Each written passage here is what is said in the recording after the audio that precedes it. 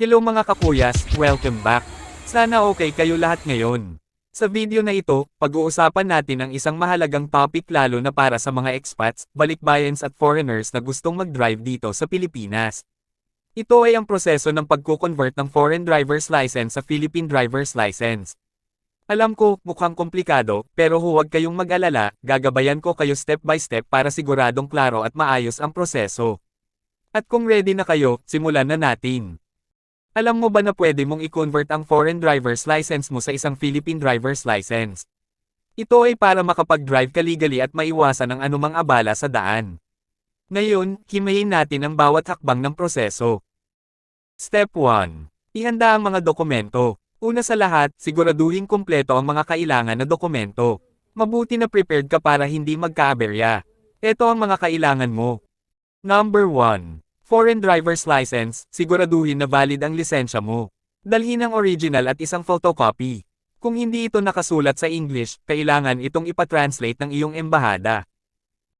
Number 2. Passport, dalhin ang original at photocopy ng passport mo, lalo na ang pahina na may latest entry mo dito sa Pilipinas.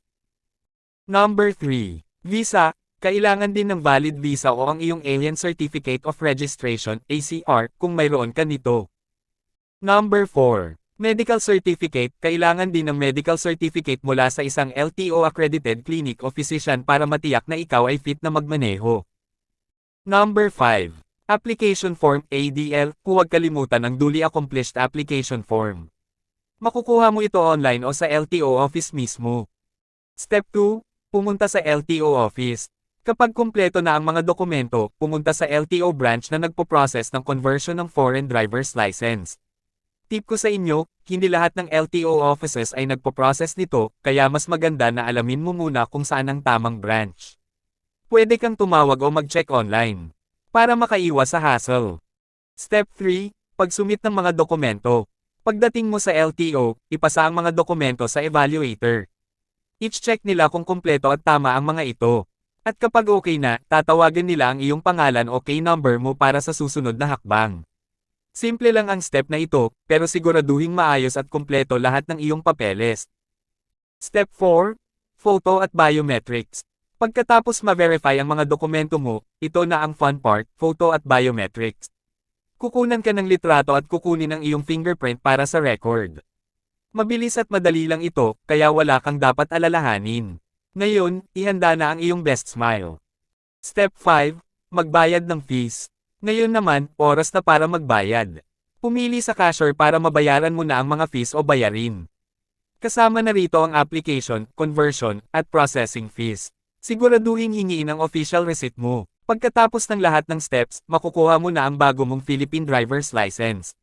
Legal ka nang makakapagmaneho dito sa Pilipinas. Exciting, di ba? Mukhang matrabaho pero kung susundin mo ng maayos ang proseso, magiging smooth ang lahat.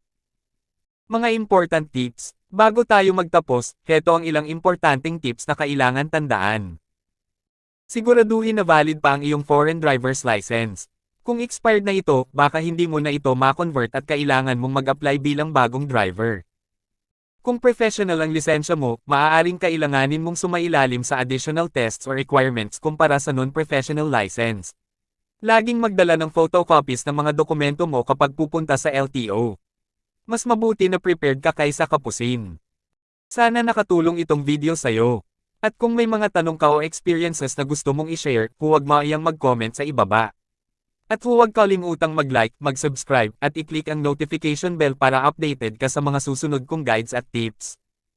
Maraming salamat sa panunood, at kita-kits sa next video.